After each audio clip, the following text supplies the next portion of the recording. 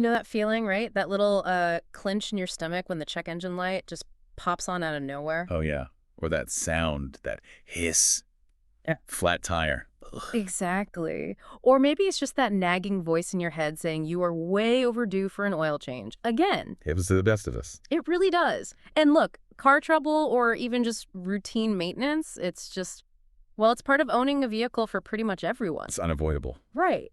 And while it might be a bit of a headache for you and me, it actually fuels this massive, incredibly resilient, and honestly, often overlooked industry. It really is huge. I actually tried changing my own oil once. Let's just say I ended up wearing more of it than the car did. Huh.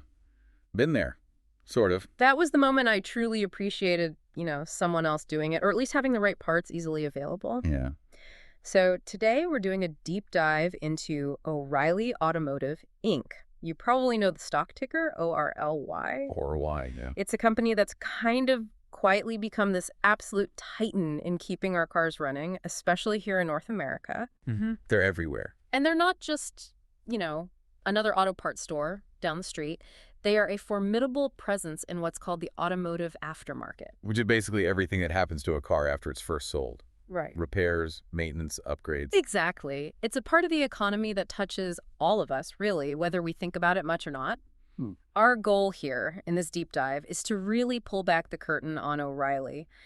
We want to show you why it's not just a place to grab an oil filter. No, it's much more than that. It's a fascinating case study in business resilience, strategic thinking, and just really consistent execution over a long time. Decades, really. We're going to explore its unique business model. It's quite clever, actually.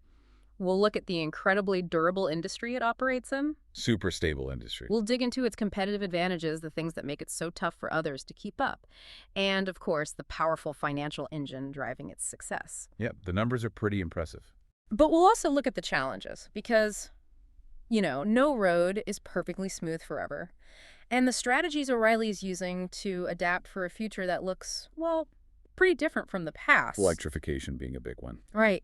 The whole point is for you, our listener, to walk away with a really well-informed, comprehensive perspective on this crucial slice of our transportation world. And to give you that full picture, we've pulled together a pretty hefty stack of sources. We've got detailed investment analyses from some top firms. We've dug into their recent earnings call transcripts. So direct from management. Direct from management, plus their annual reports, of course. Mm-hmm. A good amount of broader industry research to put it all in context. It's a solid foundation. Yeah, it's a complete set of insights. Everything you need to get a handle on it. All right. So, to really understand this giant, we got to start by looking under its own hood, right? Let's talk about its core business and this dual market strategy they have. Absolutely. So, O'Reilly Automotive, Inc. It's a specialty retailer, but with a long history. Started way back in 1957. Just a single store in Springfield, Missouri. Wow, one store. One store. And since then, through organic growth, opening new stores, and some smart acquisitions along the way, they've grown into a real market leader. What exactly do they sell? It seems like everything. Pretty much. They offer this just vast array of automotive aftermarket parts, tools, supplies, equipment, accessories, you name it. Okay, break that down a bit. What kind of parts are we talking about? Think about the really critical stuff, the essential hard parts.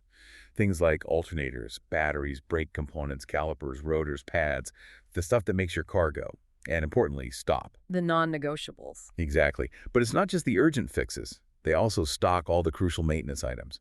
Your motor oil filters, air filters, fuel filters, all the fluids that keep things lubricated and cool. The everyday stuff. Right. And then you've got the accessories. Floor mats, seat covers, wiper blades, car cleaning supplies, the whole spectrum. So from major engine components down to, like, an air freshener. Pretty much. It's a comprehensive catalog, and it's all built on having the parts available when you need them and making it convenient for customers.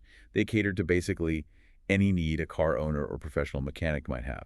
And what's really striking about that, when you lay it all out, is why this business model is so powerful. The sources keep emphasizing that it addresses fundamental and non-discretionary needs. That's the key phrase. What does that really mean for us, the average person? It means basically when your car breaks down, you have to fix it. Right. For most people, reliable transportation isn't a luxury. You need it for work, for family, for life. You can't just put it off indefinitely. Not usually. It's essential. And this positions O'Reilly as this incredibly critical and maybe more importantly, really recession-resilient part of a whole transportation ecosystem. So good times or bad times, people still need parts. Exactly. Whether the economy's flying high or hitting a rough patch, cars still need maintenance, they still break down. That underlying demand, it just doesn't vanish. That makes sense. It provides a really stable base. Precisely.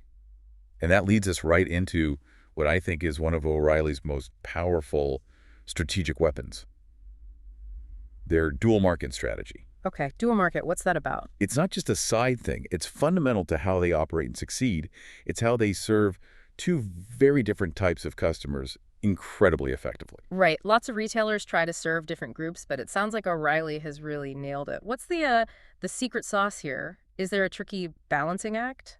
Well, the secret sauce is their ability to use a single integrated infrastructure, same stores, same inventory, same distribution, to serve two distinct customer segments. And they've been refining this since way back in 1978. Okay, who are the two segments? On one hand, you've got the do-it-yourself customer, the DIYer. These are retail consumers, maybe like you or me sometimes, buying parts and supplies to fix or maintain their own cars. Right, changing the oil, swapping out a headlight bulb, maybe tackling brake bands if you're feeling ambitious. Exactly.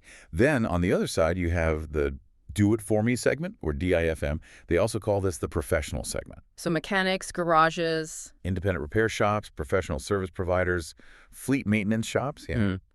And their needs are very different, very specific. They need timely, reliable access to a deep inventory of parts. Because time is money for them. Absolutely. Every minute a car sits waiting for a part on their lift, they're losing money. They can't afford delays. They need the part, the right part now.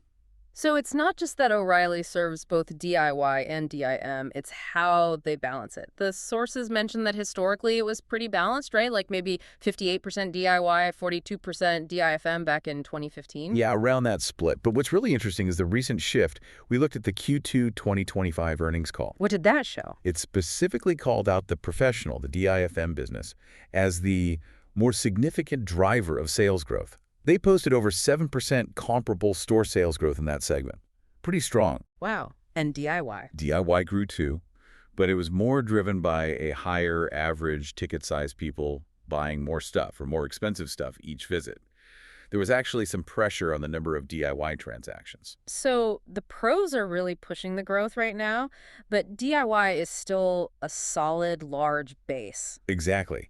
And what's truly ingenious about this whole setup, this balanced approach, is that the sources describe it as a powerful and inherent hedge against varying economic conditions. Ooh, hedge. How so? Think about it. When the economy is strong, people might have more disposable income. Maybe they choose the convenience of cooking their car to a professional shop for repairs. Right. Pay someone else to do it. Boosts the DIM side. Correct. But when the economy tightens up, when people are watching their wallets... They might decide to tackle that brake job themselves to save some money. Exactly. Which then supports the DIY segment. So they have this built-in flexibility. It's a really key differentiator compared to, say, AutoZone, which historically has been much more heavily skewed towards DIY, like 77–78% of their sales. It's a huge difference in mix. It is. And this strategic paradox, where focusing intensely on the demanding needs of the professional customer, actually improves the experience for the casual DIYer. Yeah. It creates this almost unfair advantage that a single-focused competitor just can't easily replicate. That makes incredible sense strategically. It's like having two engines, as you said. If one sputters a bit, the other keeps things moving. But it's not just about hedging against the economy, is it? There's an operational benefit, too, this virtuous cycle idea. Oh, absolutely. It's a masterclass in operational leverage. By serving both customer types from the exact same store, using the same pool of inventory, and leveraging that integrated distribution network. They maximize their assets? Precisely. They get more bang for their buck from their stores and inventory. It broadens their total market without doubling up on infrastructure costs. Okay, but what's the virtuous part? Right. That's the clever bit. The professional DIFM segment, as we said, is incredibly demanding. They need deep inventory. If O'Reilly doesn't have the part right now, that pro might call Napa or someone else, and O'Reilly loses the sale, maybe the customer relationship. High stakes? Very. And they need rapid, reliable delivery, multiple times a day, often. So to win that demanding DIFM business, O'Reilly is forced to invest heavily, continuously in its supply chain, its distribution centers, and its in-store stock levels. Okay, makes sense for the pros. But here's the cycle. Those very investments, which are absolutely essential for the pros, also directly benefit the DIY customer walking in off the street. Ah, I see. The DIYer finds the part they need because the whole system is geared towards having everything. Exactly. The high standards required by the pros elevate the experience for everyone. Plus, think about how complex cars are getting. Way more electronics, specialized systems. Yeah. So the line between what's a simple DIY job versus needing a pro is blurring. With this dual market strategy, O'Reilly is perfectly positioned to capture that sale, no matter who actually ends up doing the work. It makes them incredibly adaptable. That is a powerful combination. And it's all supported by this massive physical footprint, right? The numbers are pretty staggering. They really are. As of mid-2025, they were operating 6,483 stores. 6,483. Wow. And that was up from 6,378 just at the end of the previous fiscal year. They're not standing still. Management's guiding for another 200 to 210 net new stores for fiscal 2025. So adding about 3–4% more stores every year, consistently. Consistent growth. They added 105 stores in just the first half of 2025 alone. That pace is relentless. And why is that steady store growth so important? It provides this predictable, reliable layer of top-line revenue growth. It's somewhat insulated from the ups and downs of the broader economy compared to, say, same-store sales. It's just a foundational part of their growth algorithm. New stores equal new revenue streams. And they're not just sticking to the U.S., are they? There's international expansion, too. Right. They started looking beyond the U.S. border more seriously in 2019 with the acquisition of Mayasa Auto Parts down in Mexico. How's that going? Seems to be going well. They just celebrated opening their 100th store in Mexico in July 2025. They've also expanded into Puerto Rico, that was May 2023, and more recently, into Canada. They acquired Vast Auto up there in 2024. So, testing the waters in neighboring markets. Exactly. Measured steps. These international operations are still a relatively small piece of the overall pie right now, but these moves into large, often more fragmented markets. The sources see this as representing a significant, multi-decade runway for future growth. Applying their successful U.S. playbook elsewhere. That's the idea. Smart, strategic positioning for the very long term. Okay. So O'Reilly's built this really robust machine. A well-oiled operation, you could say, great strategy, disciplined expansion. But what about the road itself, the overall industry? Let's zoom out. What are the big market dynamics and macro trends they're dealing with? Well, the industry O'Reilly plays in the global automotive aftermarket. It's just massive and incredibly resilient, as we've touched on. How massive are we talking? Estimates vary slightly, but we're looking at somewhere between, say, $420 billion and maybe $468 billion globally in recent years, 2023, 2024. Billion, with a B. With a B. Ah. And North America is the biggest piece of that pie, accounting for over 31% of global revenue. It's definitely a mature market, especially here. Mature, meaning slow growth. Relatively slow, yeah. Yeah. But stable long-term demand. We're not seeing explosive growth like a tech startup. Think more along the lines of overall economic growth, like GDP. Projections are for a compound annual growth rate, CAGR, somewhere in the range of 3.2% to 3.8% over the next decade. Okay, so steady, predictable growth for the whole industry. It is. That mature GDP-like growth profile provides a very stable operating environment. But here's the key thing. That immense scale of the market allows the big, efficient players like O'Reilly to actually grow much faster than the overall market average by consolidating market share. They systematically take business away from the smaller, independent players, the mom-and-pop shops, the smaller regional chains that just don't have the same scale, buying power, or logistical muscle. Yeah. It's a slow, steady process of the big getting bigger in a fragmented market. Right. And one huge driver for this whole industry, something we all kind of feel but maybe don't grasp the scale of, is the aging vehicle fleet. Oh, it's massive. A huge tailwind. The numbers are kind of crazy. The average age of light vehicles in the U.S. hit an all-time high, 12.6 years in 2024, and it's projected to keep climbing. Passenger cars are even older, average 14 years. 14 years old on average for a car. It's wild. What's driving that? Are cars just lasting longer, or are people just holding on to them because new ones are so expensive? It's really a mix of durable factors. First, yes, vehicles are generally engineered better today. They're more durable. They last longer. Fewer major breakdowns at younger ages. Okay, better quality. Second, absolutely. New car prices have been sky high. You've got inflation, higher interest rates making loans more expensive. It makes keeping your current car running look a lot more attractive than taking on a big new payment. Makes sense. And third, just general economic uncertainty. When people are worried about jobs or the economy, they tend to put off big purchases like a new car. They'll invest a bit in fixing the old one instead. So it's less about declining mobility, more about pragmatism and economics. And this aging fleet creates a sweet spot for repairs, right? Exactly. The prime time for repairs is typically when a vehicle's between, say, 6 and 14 years old. Why then? Because by then, they're usually out of the manufacturer's warranty period, and they just naturally start needing more significant component replacements. Things wear out. This specific age group of vehicles, this 6 to 14-year-old cohort, is actually expected to grow as a percentage of all cars on the road until at least 2028. So more cars entering that prime repair age range for the next few years. Right. It creates this strong, multi-year baseline for robust demand for the parts and services O'Reilly and its peers provide. It's a really significant tailwind. Okay, so aging cars are good for business.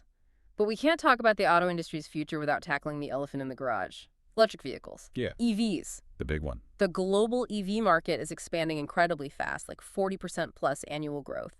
And the sources call this the most significant long-term structural challenge. Why such strong wording? Because it's a fundamental shift in vehicle technology. Battery electric vehicles, BEVs, are just built differently than traditional cars with internal combustion engines, ICE vehicles. So? They have far fewer moving parts, significantly fewer.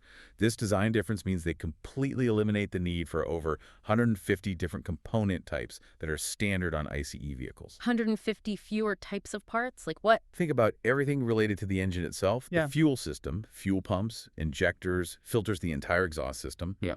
Mufflers, catalytic converters, all gone in a pure BEV. That's a huge chunk of the traditional aftermarket parts catalog. Okay, that definitely sounds like a major challenge long term. A threat, really. It is a very real long-term threat to a large part of the current business. But is it all negative? Are there any new opportunities EVs create?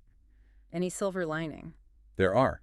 It's not entirely negative, and crucially, the impact is deferred, which is really important timing-wise. Okay, deferred how? Well, while maybe 150 part types go away, EVs actually create demand for over 40 new component categories, things specific to electric drivetrains. Like what? Electric motors themselves, the high-voltage battery packs, complex power control units, specialized thermal management systems to keep the batteries cool or warm. These are all new parts categories. Interesting. Anything else? Yeah, a couple of other things. Because EVs are typically heavier and have that instant torque from the electric motor, they tend to wear out tires about 20% faster than similar IC cars. Some more tire sales potentially. Potentially. They also require specialized brake systems, often regenerative braking, combined with traditional friction brakes and unique cooling components. These all create new revenue streams. So it's not a total wipeout of parts demand. It's a significant shift in which parts are needed. It requires adaptation. And you mentioned the timing is crucial. The impact is deferred. Why? Because the average age of EVs on the road today is still very young. Only about 3.5 years old on average. Meaning most are still under warranty. Exactly. The vast majority are still covered by the manufacturer's warranty.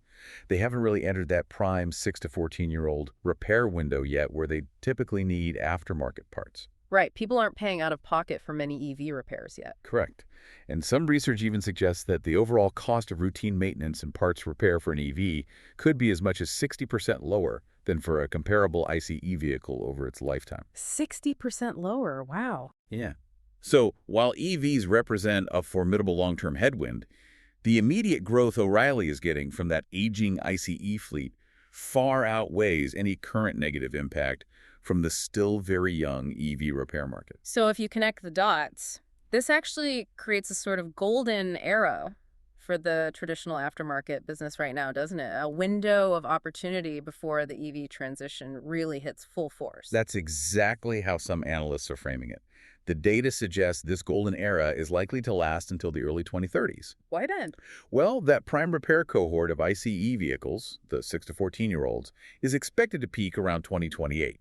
But those cars will still be on the road needing repairs for many years after that. Meanwhile, it's probably going to take until around 2030 for a really significant number of EVs to reach that 8 to 10-year age range. Which is when they might start needing major out-of-warranty repairs. Right. Things like maybe a battery pack replacement, which can be a very expensive repair and a big opportunity for the aftermarket if they're ready for it. So this gives companies like O'Reilly a strategic window, maybe 5 to 7 years? Exactly. A window where their traditional business should continue generating really strong cash flow.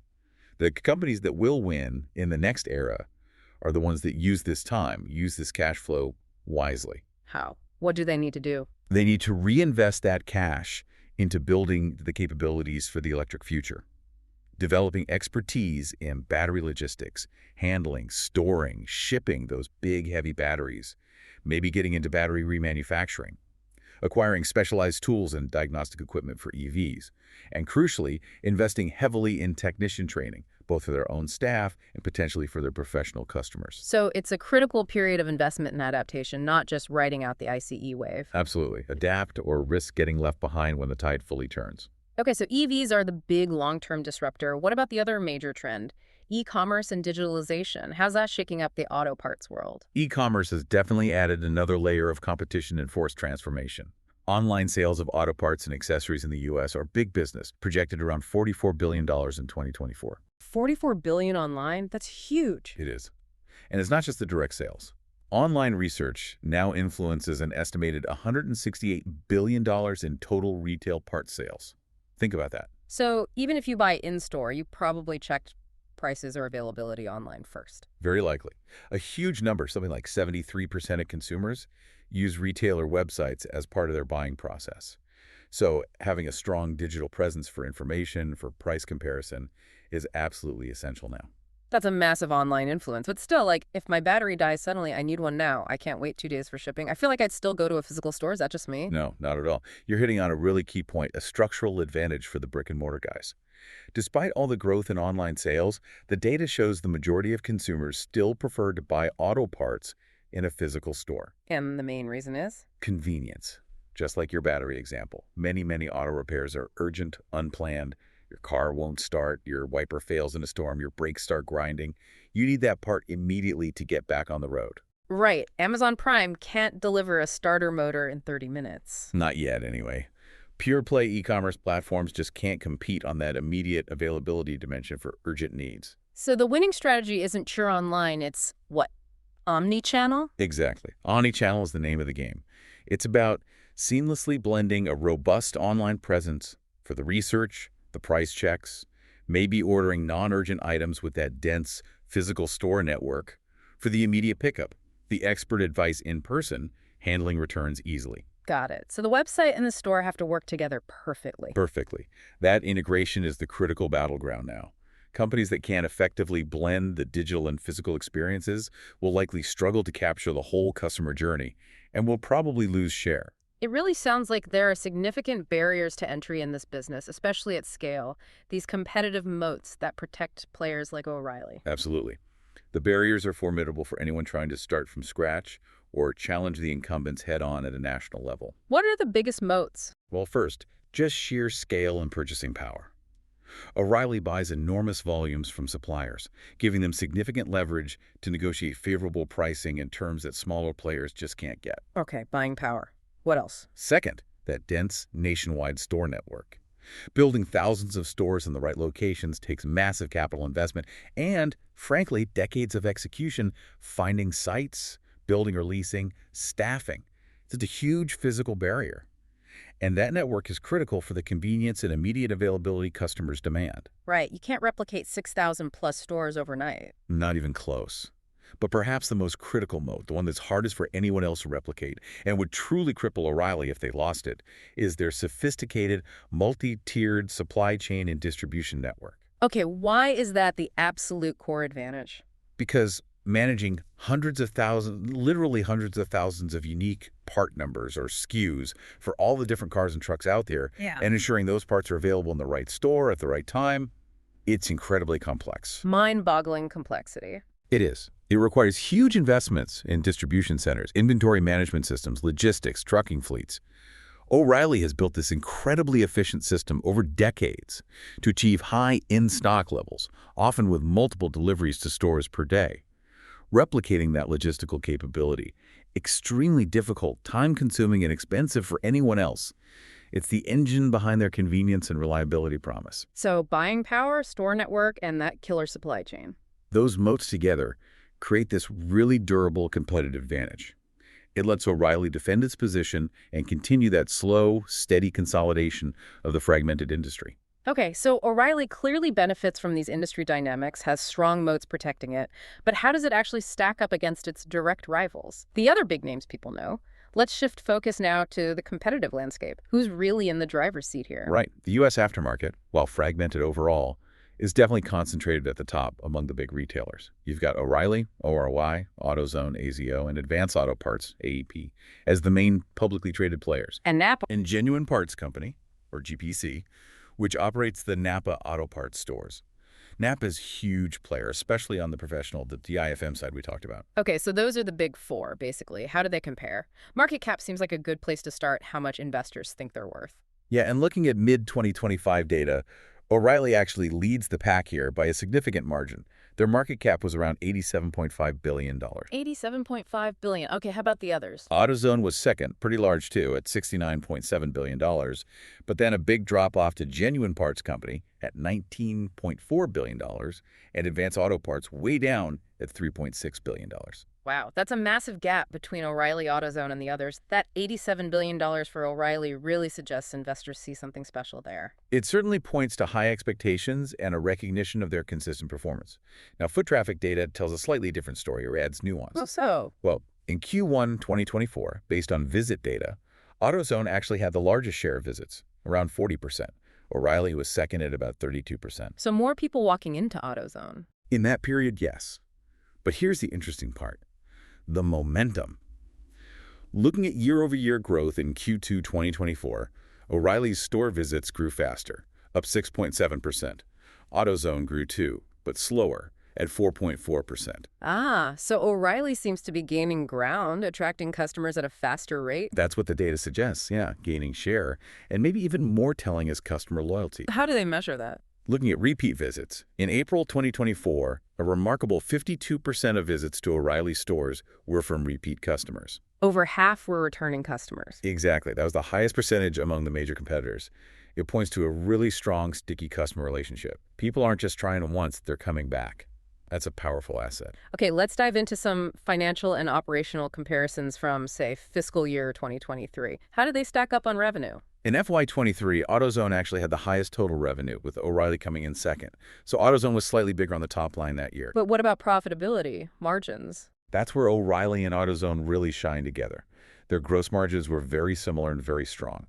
O'Reilly was at 51.3%, AutoZone at 52.0%. And the others? Advance Auto Parts was significantly lower, around 40.1%. So O'Reilly and AutoZone are clearly converting more of each sales dollar into gross profit. And does that carry through to operating margin after expenses? It does. O'Reilly's operating margin was 20.2%, AutoZone right there at 19.9%.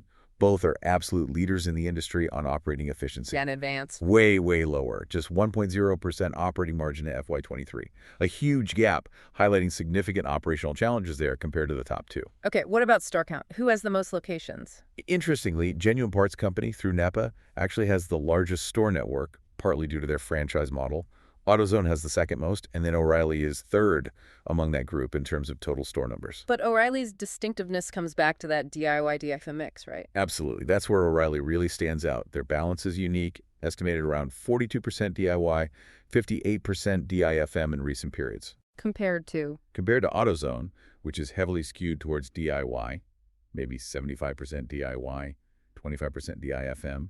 And Napa is the opposite, heavily skewed towards the professional DIF side, maybe 20% DIY, 80% DIFM. So O'Reilly's right in the middle, playing both sides effectively. Playing both sides very effectively. That balance is a core part of their identity and strategy. And you mentioned earlier this translates into their valuation. It seems to. That balance, combined with their track record of strong, consistent execution, likely contributes to why O'Reilly consistently commands that premium valuation, the highest market cap, the highest price-to-earnings ratio among its peers. The market seems to value that unique model and reliable performance. What about return on invested capital? ROIC. How good are they at making money from their investments? They are exceptionally good. O'Reilly's ROIC is really top-tier elite level. Now, you might see different numbers depending on the source. Yeah, you mentioned Morningstar might say 40%, but O'Reilly's own calculations might be over 70%. Why the difference? It usually comes down to slight differences in how invested capital is defined and calculated. What counts as capital, how do you adjust for leases, etc. But the key takeaway isn't the exact number. It's that both figures, whether it's 40% or 70% plus Eldo, are incredibly high. World-class returns. Indicating extreme efficiency. Extreme capital efficiency. They're fantastic at deploying capital and generating substantial profits from it. AutoZone also shows very strong ROIC, by the way. But Advance Auto Parts, in contrast, had a negative ROIC in that period, highlighting significant issues with generating returns on their investments. A really stark difference between the leaders and laggards there. So O'Reilly's performing at an elite level financially and operationally. It really begs the question, how do they do it? What are the core advantages, the differentiating factors that keep them ahead? Okay, let's break down those advantages. At the absolute core, maybe the biggest single factor, is their superior supply chain and distribution network. We talked about that as a moat. How does it function as an advantage day to day? It's not just big, it's incredibly sophisticated.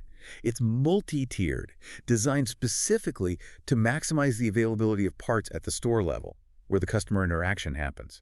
And they keep investing heavily here. Like the new distribution centers. Exactly. They've got two massive new distribution centers, or DCs, under construction right now, one in Texas, one in Virginia. Each one is designed to service up to 350 stores. 350 stores from one DC. Wow. It's huge scale. This does two things. It relieves capacity constraints in their existing network, allowing them to handle more volume efficiently. And it enables further expansion, particularly into markets where they're currently underpenetrated, like the Mid-Atlantic region. And this logistical muscle translates directly to superior in-stock positions, having the part the customer needs when they need it, and faster, more reliable delivery times, especially crucial for those professional DIFM customers whose businesses depend on speed. Okay, supply chain is number one. What else? Number two is their effective dual market execution. Mastering that strategy, serving both DIY and DIFM efficiently from the same assets, it creates significant operational leverage. It makes their stores more productive. And it provides that natural economic hedge we discussed that contributes directly to their consistent financial results. Makes sense. What's next? It's not just systems and strategy, it's people. Their strong customer loyalty and service culture is a real differentiator. That 52% repeat customer rate you mentioned. Exactly. That doesn't happen by accident. The sources point to a deeply ingrained culture focused on excellent customer service, delivered by knowledgeable professional parts people. They invest in training their team. This focus on helpful expert service builds those sticky relationships and keeps customers coming back. So good parts availability plus good service. It's a powerful combination. And finally, you just can't ignore their track record of consistent operational excellence. The 32-year streak. That remarkable, frankly rare, 32 consecutive years of positive comparable store sales growth and record earnings through fiscal 2024. That kind of consistency navigating recessions, booms, competitive threats, it's almost unheard of in retail. And that earns them credibility. Immense credibility with investors. It signals a management team that knows how to execute year after year in different environments. And that consistency is a major reason the market awards it that premium valuation. It reduces perceived risk. Okay, this consistent operational excellence, these advantages, they clearly show up in the financial results. Let's pivot now to the financial dashboard. Dig into the performance, the growth drivers, and how they use their capital. What's the financial story boil down to? The financial story is one of long, consistent, profitable growth. It's a narrative of compounding value creation over decades. They've proven they can navigate all sorts of economic weather, competitive shifts, operational hurdles. And the numbers back that up. Looking at, say, 2019 to 2024, that covers pre-pandemic, the pandemic itself, and the inflationary period after. Absolutely. Across that entire period, you see this picture of steady top-line growth, really robust profitability, and just exceptional returns on the capital they invest. Let's put some numbers on that. Revenue growth. Total revenue grew from about $10.15 billion in 2019 to roughly $16.71 billion in 2024. Whoa, that's like a 65% increase in 5 years on an already huge base. Significant growth, yeah. And crucially, they did it profitably. Gross margins stayed consistently above 51% the whole time, landing around 51.2% in 2024. That shows real pricing power and purchasing strength. And operating margin, overall efficiency. Also very consistent, stayed in that strong 19-21% range, ending 2024 at 19.5%. And the bottom line for shareholders, diluted earnings per share, EPS. The profit per share. Right. That grew from $17.88 in 2019 to an impressive $40.66 in 2024, more than doubled in 5 years. These aren't just abstract numbers. They represent real, tangible value being created and compounded for shareholders. That is a powerful growth story. Yep. What's actually driving that revenue expansion? Where does the growth come from? It's really that dual-engine approach, again, similar to their customer strategy. First, you have comparable store sales growth, often called comps, or same-store sales. Which measures growth in stores open at least a year, right? Shows underlying health. Exactly. And O'Reilly's track record here is just exceptional. As we keep mentioning, 32 consecutive years of positive comps. That's the bedrock. It shows they're consistently taking market share, managing pricing effectively, and keeping existing stores productive. Even during and after the pandemic surge. Yeah, even after those huge growth years like 10.9% comps in 2020, 13.3% in 2021, fueled by stimulus and shifts in spending, they kept growing. They put up 7.9% in 2023 and 2.9% in 2024.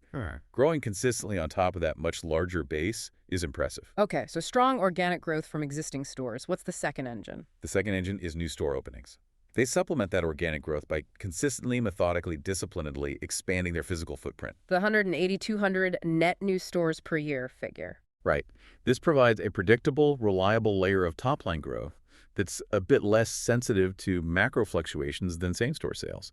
It just keeps adding new revenue streams year after year. It's their growth algorithm. Strong comps plus steady new unit growth. Makes sense.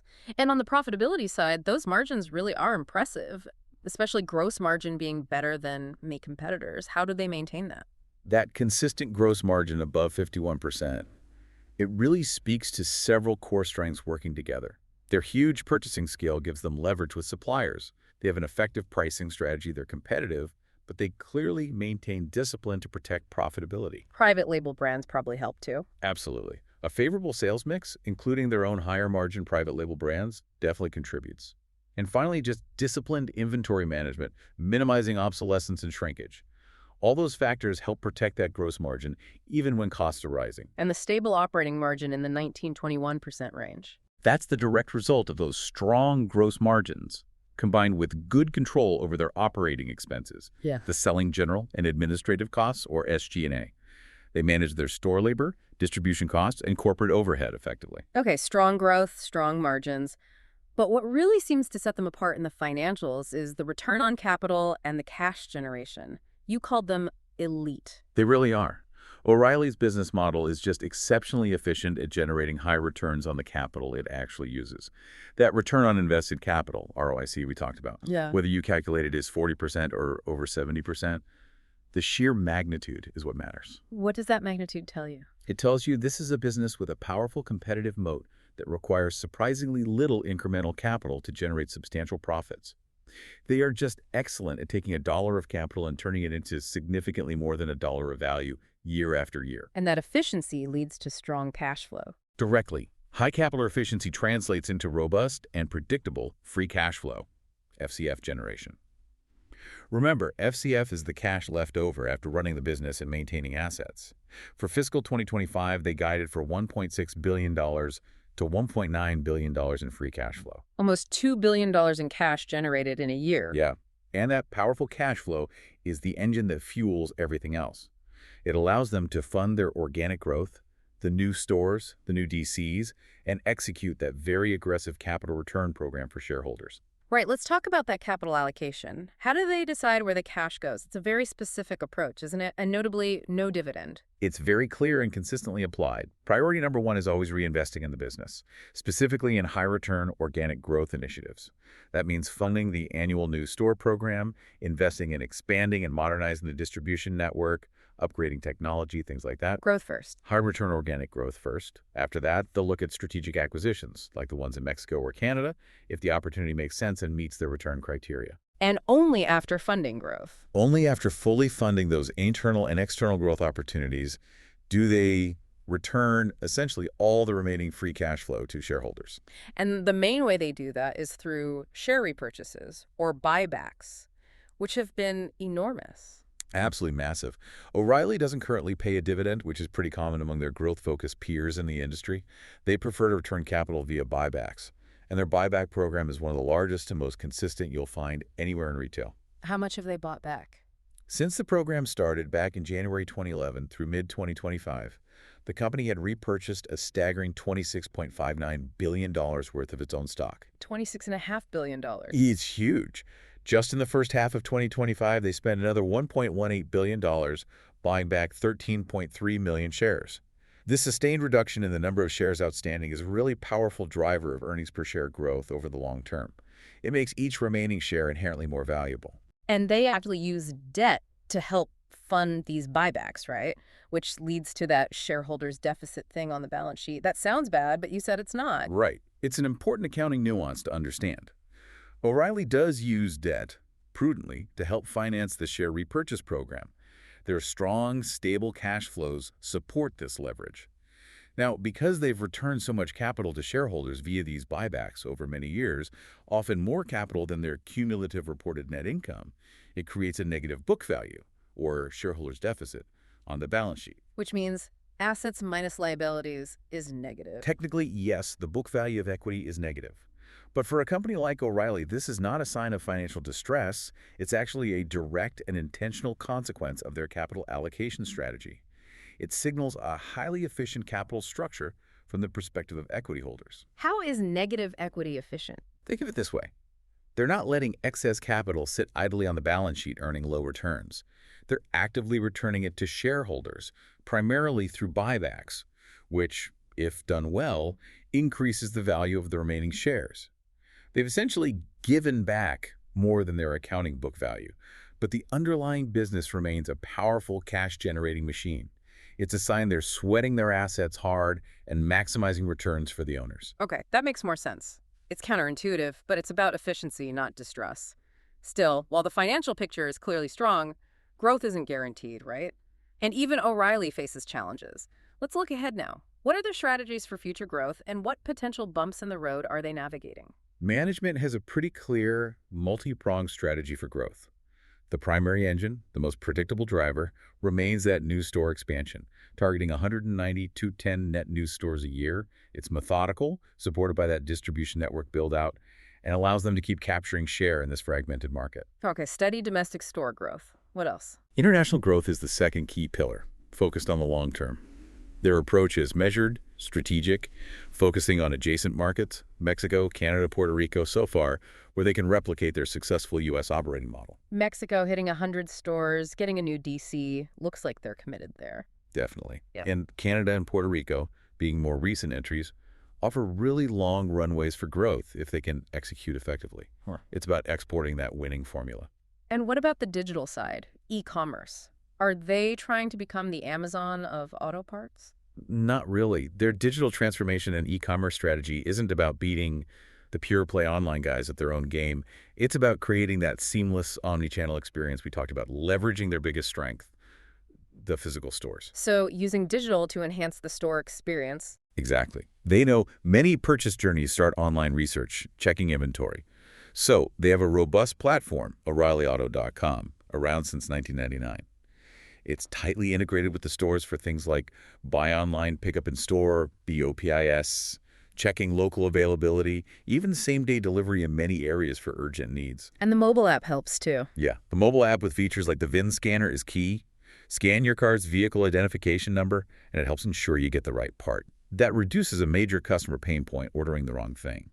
It's all about making it easy to get the right part, right now, however the customer wants to shop. So store growth, international, omni-channel, and all this feeds into the ultimate goal of gaining market share. Precisely. At the end of the day, O'Reilly's organic growth comes from market share gains.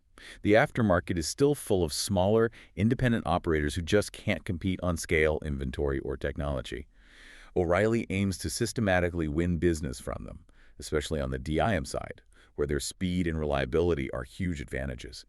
Management talks about growing from their current 10% market share to a much larger number over time. Okay, that's the growth plan. But no company cruises forever without hitting some bumps. What have been the main challenges or headwinds O'Reilly's faced recently, say, in the last couple of years? Yeah, they've definitely navigated some headwinds. First, inflationary pressures. That's been a double-edged sword. How? On one side, rising costs for everything the parts themselves, freight to ship them, labor to sell them. They've generally been able to pass those costs on, but it requires constant vigilance to protect margins. On the other side, inflation squeezes consumer budgets, especially for the lower-income DIY customer. That led to some softness in more discretionary categories, things like tools, accessories, performance parts. People prioritized essential repairs. Management has sounded cautious about how much more price increase consumers can absorb. Okay, inflation pressure. What else? Second, SG&A expense growth. Their operating expenses have actually been growing faster than their sales in some recent quarters. Like Q1 2025, you mentioned 8% SG&A growth versus 4% sales growth. Why? Several reasons. Wage inflation is a big one they need to pay competitively to attract and retain those knowledgeable professional parts people who are key to their service model. They're also making strategic investments in their team and technology. And sometimes there are just atypical costs. Like in Q4 2024, they took a $35 million charge related to self-insurance liabilities for auto claims that hit earnings directly. Ouch. Okay, cost pressures. Any others? Third, ongoing supply chain and tariff uncertainty. While the crazy disruptions of the pandemic have eased, the global supply chain is still complex and somewhat uncertain. Management specifically flags the changing tariff landscape as a risk that's hard to predict and can impact costs and sourcing decisions. They're actively working on diversifying where they get their products from to mitigate this. Makes sense. Labor issues. Fourth, labor market challenges are persistent. It's still a tight market for skilled workers. Attracting, training, and retaining their large workforce requires competitive wages and benefits, putting continuous pressure on costs, as seen in that SG&A growth. And finally, just the difficulty of continuing high growth. Fifth, exactly. They're lapping tough comparisons. It's the law of large numbers. After those years of exceptionally strong growth driven by stimulus, pandemic shifts, even favorable weather sometimes, posting high single-digit or double-digit comps gets harder and harder. Management acknowledges these tough comparisons, and sometimes unpredictable factors like weather can make quarter-to-quarter results look volatile. Okay, so navigating those challenges really underscores the importance of strong leadership. Let's talk about the people behind the wheel. Management quality, corporate governance at O'Reilly. What's the verdict there? What's really fascinating, and I think a key strength, is the sheer depth of experience on their leadership team. We're talking decades, often within O'Reilly itself, or at least within the auto aftermarket industry. They have a promote from within culture, right? Very strong promote from within culture. This ensures leadership continuity, a deep understanding of the company's operational playbook, and preservation of their cultural values. People grow up in the business. Any examples? Sure. Brad Beckham, the CEO since February 2024, was co-president before that clear internal succession. Greg Hensley, the executive chairman, has over 40 years with the company, was CEO from 2005 to 2018. David O'Reilly, executive vice chairman from the founding family, has over 50 years there, led the IPO back in '93. Even the previous CEO, Gregory Johnson, spent his entire 40-plus year career there, started in a DC. Wow, that's incredible tenure and internal development. It really is.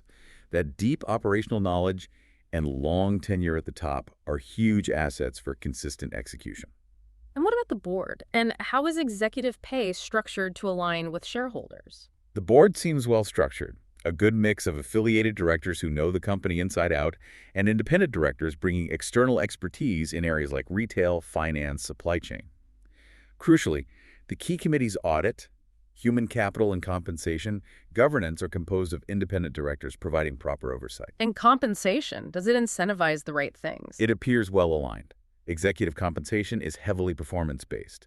The annual cash bonus, for example, is tied to specific metrics like comparable store sales growth, operating income growth, ROIC targets, and free cash flow generation. So tied directly to business performance. Right. And the majority of their long-term compensation is in stock options, which directly links their payout to long-term stock price appreciation, aligning them with shareholder interests. Plus, they have significant stock ownership guidelines, requiring executives and directors to hold a substantial amount of O'Reilly stock personally. Skin in the game. So strong management, good governance structure, but even the best-run ships face potential storms.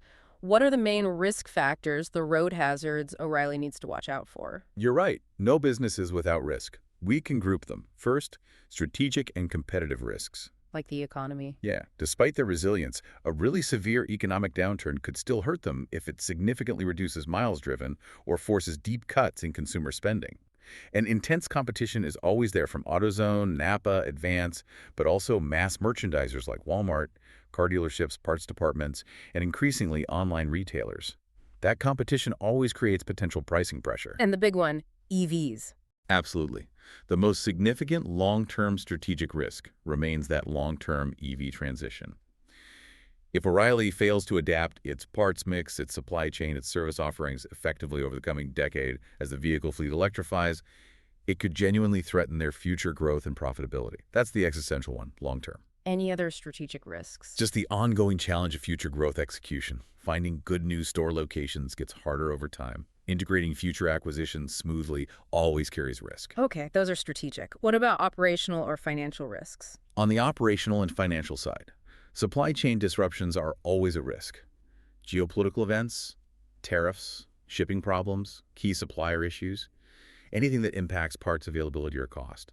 Their heavy reliance on IT systems makes them vulnerable to failures or cybersecurity attacks, which could be massively disruptive. Labor again. Labor market challenges, attracting, training, retaining that large skilled workforce remains a constant operational hurdle and cost pressure point. On the balance sheet, their use of debt to fund buybacks, while managed prudently now, does expose them to risks from rising interest rates or potential credit rating downgrade if performance faltered. And finally, regulatory and legal risks, changes in environmental laws, employment regulations, tax laws, all can impact their operations and costs. These are all things management has to actively monitor and mitigate. Definitely a lot to keep an eye on. These risks are real, highlighting that even leaders operate in a dynamic world. So, how does the market weigh all these strengths, the moats, the execution, the financials against these risks? Let's talk about the price tag now, valuation. What does it mean for you, the listener? Right. If we connect everything back to the stock price, the big picture is that O'Reilly consistently trades at a significant premium compared to its direct peers on almost every standard valuation metric you look at. A premium price. Can you give us some numbers to illustrate that, like price to earnings? Sure. Using trailing 12-month TTM data from around mid-2025, O'Reilly's PE ratio was about 36.6x. Okay, 36.6. How does that compare? AutoZone was lower, around 27.8x. Genuine Parts Company, Napa's parent, was about 24.0x. And Advance Auto Parts had negative earnings, so its PE wasn't meaningful, but clearly much lower implied valuation based on other metrics. So yeah, O'Reilly's PE is substantially higher. Investors are paying more for each dollar of its earnings. Does that premium hold on other metrics too, like EBITDA or price sales? It does. On an enterprise value to EBITDA basis, TTM, O'Reilly was around 25.1x. AutoZone was about 18.9x, GPC much lower at 13.4x. Even Advance, despite struggles, had a high EBITDAX, but likely due to depressed EBITDA. On price sales TTM, O'Reilly was at 5.2x, while AutoZone was 3.8x, and Advance and GPC were both below 1x. So yes, across the board earnings, EBITDA sales O'Reilly commands a premium multiple. And it's not just a premium to peers, but also to its own history, right? That's a really important point. O'Reilly's current PE of around 36x is more than 40% higher than its own 5-year average PE, which was closer to 25x. So the market's expectations for O'Reilly have clearly increased significantly in recent years. It's being valued more richly even compared to its own past performance. Exactly. It suggests investors are pricing in a lot of future success, anticipating continued strong growth and execution. The stock has been re-rated upwards. So this raises the crucial question for anyone looking at this. Why does the market consistently award O'Reilly this premium valuation? What justifies paying more? It's not based on nothing. The market's willingness to pay up is rooted in those fundamental strengths we've discussed. 1. Superior profitability, consistently delivering those top-tier gross and operating margins. 2. Exceptional returns on capital. That industry-leading ROIC shows they're incredibly efficient at generating profits from their investments. 3. Consistency and predictability. That 32-year track record of uninterrupted comp sales growth and record earnings. In an uncertain world, investors pay a premium for that kind of reliability. And 4. Effective capital allocation. Their disciplined reinvestment strategy combined with that aggressive, value-enhancing share buyback program is seen as a major positive for long-term shareholder value. Okay, so the premium is based on tangible performance and strategy. But the big question for you, our listener, comes down to this, right? Does O'Reilly's proven excellence and clear growth path justify paying such a significant premium both to peers and to its own historical levels? That's the crux of it. The current valuation appears to fully price in, as they say, a continuation of this outstanding performance. Mhm. It implies less room for error, less margin of safety if they hit unexpected bumps, compared to competitors trading at lower multiples. It's a high bar the market has set. They expect continued perfection to maintain this valuation. It's the critical judgment call any potential investor or observer needs to make. Does the quality justify the price? Indeed. Okay, so for anyone watching O'Reilly closely or just trying to understand this industry better, what specific signs or metrics should you monitor to keep a pulse on the business? Let's wrap up with a kind of pre-trip checklist, the key things to watch. Right. If you want to track their progress, focus on these key performance indicators, or KPIs. First, top-line momentum and health. The absolute most critical metric is same-store sales growth.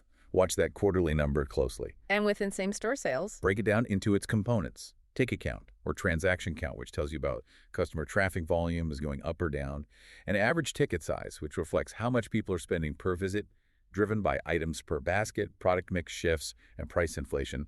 Also, definitely watch the DIY versus DIFM breakdown within those comps. That tells you how each side of their dual market strategy is performing and spots shifts in consumer behavior. okay, top-line health. What about profitability? For profitability and operational efficiency, keep an eye on gross margin. Is it holding steady, expanding, or compressing? Sustained compression would be a red flag, possibly signaling competitive pressure or cost issues. Then, operating margin, which shows overall profitability after all operating expenses. You want to see that remain stable or improve, indicating cost control and scale benefits. And related to that, track SG&A as a percentage of sales. If that ratio is consistently climbing, it means expenses are growing faster than sales, which will eventually squeeze profits. Got it. Margins and expense control. Finally, what about capital efficiency and shareholder returns, which are so core to their story? Definitely track inventory per store, or overall inventory turns. Inventory is their biggest investment and key to parts availability. You want to see efficient management here, enough inventory to serve customers well, but not so much that it ties up excess capital or risks obsolescence. Return on invested capital, ROIC, is crucial. Given its role in justifying the premium valuation, any significant decline here would be a major warning sign about their capital efficiency. Monitor free cash flow, FCF generation, is it strong and growing? That's the fuel for growth and buybacks. And lastly, given its importance, track their share repurchase activity each quarter. How much are they buying back, at what pace, and at what average price? Excellent checklist. Okay, let's try to tie a bow on this deep dive. We've really covered a lot of ground on O'Reilly Automotive, from its unique dual market strategy and that incredibly robust supply chain, To its really impressive financial track record, decade after decade. and how it's strategically navigating these big industry shifts like EVs and e-commerce. It's clear O'Reilly is a market leader, operates with a strong competitive moat. But it also faces real headwinds, like inflation, cost pressures, and that long-term EV transition risk. And it carries a demanding market valuation. Right. So here's the final provocative thought for you, our listener, to chew on. Thinking about O'Reilly's future and the whole industry, how do you think this evolving landscape of vehicle ownership, especially this accelerating shift towards electric vehicles, and maybe those blurring lines between DIY and professional repairs, how will that ultimately reshape the entire automotive aftermarket over the next decade? Yeah, where does that leave a traditional parts retailer like O'Reilly 10 years from now? Will O'Reilly's investments during this golden era, the new DCs, the tech upgrades, maybe EV capabilities, will those pay off and allow them to dominate the future? Or could we see new kinds of players emerge, maybe from unexpected places, like tech companies focusing on diagnostics or software, potentially disrupting the whole concept of vehicle maintenance and making physical parts, well, less central? It's a fascinating question. Hmm? Will the incumbents adapt successfully, or will disruption come from outside? Something to think about, not just for O'Reilly, but maybe for your own next vehicle choice and how you'll maintain it and what it means for the broader economy.